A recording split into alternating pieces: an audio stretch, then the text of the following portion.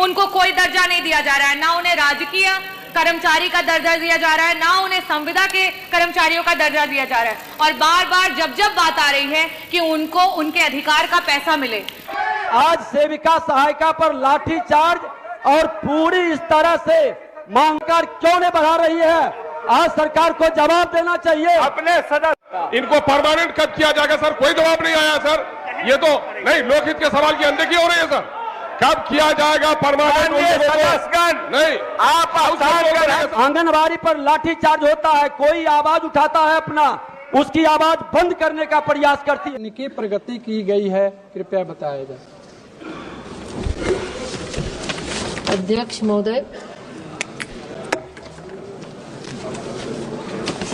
माननीय सदस्य के द्वारा पूछे गए, चूंकि आदरणीय प्रधानमंत्री श्री नरेंद्र मोदी जी के दूरदर्शी नेतृत्व से हमारी सरकार महिलाओं और बच्चों के लिए स्वास्थ्य, सुरक्षा, क्षमता और सहभागिता को सुनिश्चित करने के लिए दृढ़ता से कार्य कर रही है और आंगनबाड़ी को और सक्षम और प्रभावशाली बनाने के लिए इसके इकोसिस्टम को और मजबूत करने के लिए मिशन पोषण 2.0 सक्षम आंगनवाड़ी मिशन पोषण 2.0 के तहत, जिसमें कि 6 वर्ष से कम उम्र के बच्चों के लिए पोषण वितरण और ECC early childhood care and education को बढ़ाने के लिए प्रतिवर्ष, जिसमें 40,000 करके प्रतिवर्ष उसमें सैंक्शन के लिए है, लगभग 2 लाख आंगनवाड़ी केंद्रों का हमने सैंक्शन किया और उसको उन्नत बनाने के लिए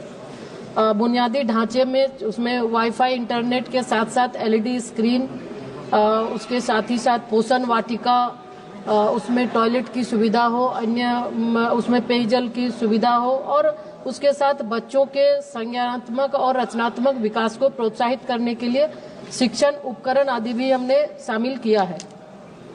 तो कई ऐसे इंटरवेंशन जिसके माध्यम से पोषण 2.0 के माध्यम से, ताकि बच्चों को, हमारे बच्चे सिर्फ पोषण ही नहीं, पोषण के साथ साथ पढ़ाई और बेहतर स्वास्थ्य के लिए हम ध्यान देते हैं और लगभग 10 करोड़ से ज्यादा लाभुकों को हम इसके माध्यम से लाभ भी पहुंचा रहे हैं। सप्लीमेंट्री महोदय, आंगनबाड़ी केंद्रों के निर्माण में क्या अन्य मंत्रालयों से सहयोग लिया जा रहा है क्या?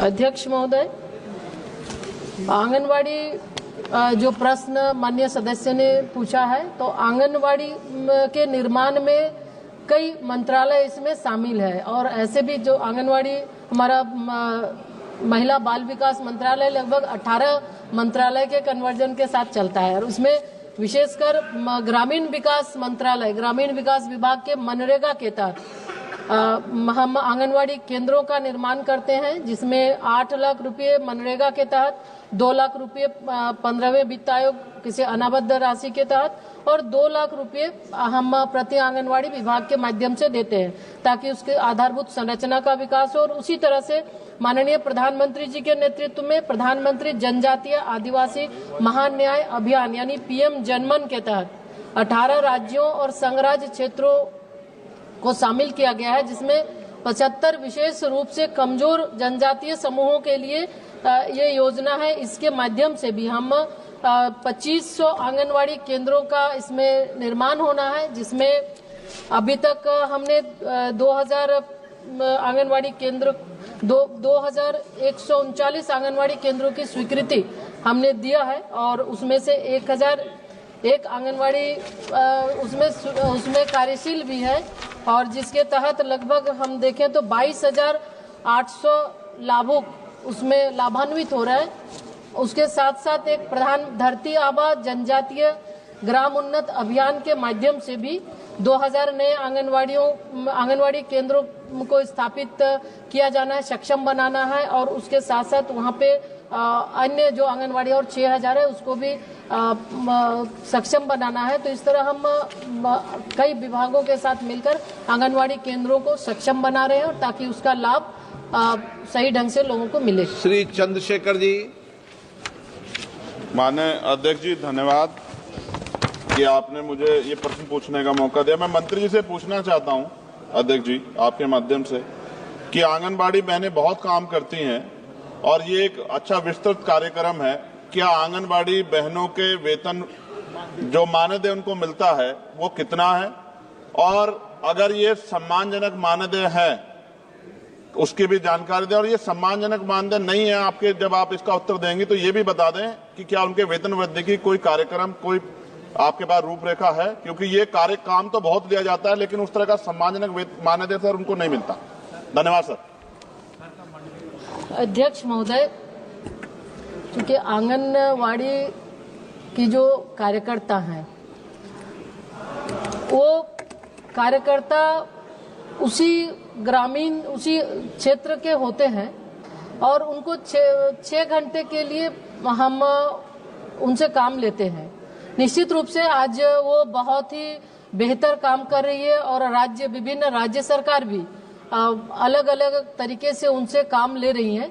तो अगर हम देखें तो अलग अलग जो भारत सरकार के माध्यम से भी हम उनको मानदेय देते हैं और समय समय पर मानदेय में बढ़ोतरी भी होती है। मानदेय के अलावे भी हम उनको उनका जीवन बीमा, आयुष्मान भारत के तहत अभी हेल्थ कवरेज स्कीम से भी उनको हमने जोड़ा है और राज्य सरकार के द्वारा भी दिए जाते हैं। तो उसमें अलग अलग राज्य सरकार के द्वारा भी जो राशि दी जाती है, कहीं 15,000 कहीं 10,000 इस तरह से, और आने वाले समय में भी ये लगा नहीं राज्य सरकार महोदय, विभिन्न राज्य जब ये कार्य तो अलग अलग वो टॉप अप देते हैं और टॉप अप के माध्यम से देखेंगे तो विभिन्न राज्यों के इसमें मानदेय एक रूप में नहीं है। हम चूंकि इस प्रश्न से संबंधित नहीं है, हम आपको डिटेल आपको देंगे कि किस राज्य में कितने दिए जा रहे हैं। भारत सरकार समय समय पर 2018 में भी बढ़ाई है और हम जैसा महसूस करते हैं उनको हर तरह की सुविधाएं उपलब्ध करा रहे हैं। श्रीमती संध्या राय। धन्यवाद अध्यक्ष महोदय जी। मैं आपके माध्यम से माननीय मंत्री महोदय से पूछना चाहती हूँ, महिलाओं और बच्चों को पोषण संबंधी लाभ मिले उस दिशा में हमारी सरकार की पहल है कि हर आंगनवाड़ी केंद्रों पर या आसपास सरकारी स्कूलों में या पंचायत की भूमि पर पोषण वाटिकाएं बनाई जाएं, जिससे हमारी महिलाओं और बच्चों को भरपूर पोषण मिल सके। इसलिए मैं माननीय मंत्री जी से पूछना चाहती हूँ कि अभी तक पूरे भारतवर्ष में व मध्य प्रदेश में अभी तक कितनी पोषण वाटिकाएं संचालित हैं और आगामी हमारी सरकार का क्या लक्ष्य है। धन्यवाद।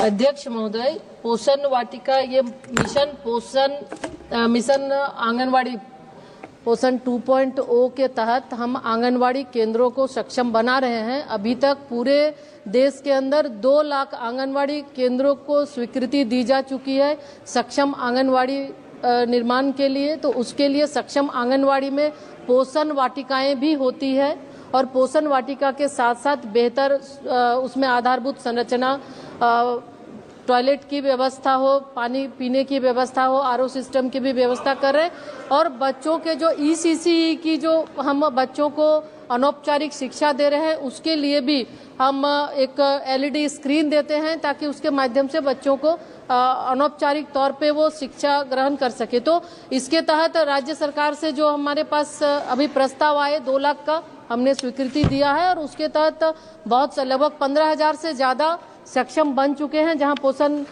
वाटिकाएं भी हैं और अन्य जगहों पे भी। अगर आंगनवाड़ी केंद्र के अंदर अगर जगह नहीं है तो हम ये राज्य सरकार से कहते हैं कि वो दूसरे जगह भी कोई भी सार्वजनिक या सरकारी भूमि है वहां पर भी वो पोषण वाटिका बनाए ताकि उस पोषण वाटिका के माध्यम से बच्चों को पौष्टिक भोजन और हरी साग सब्जियां भी वो खिला सके।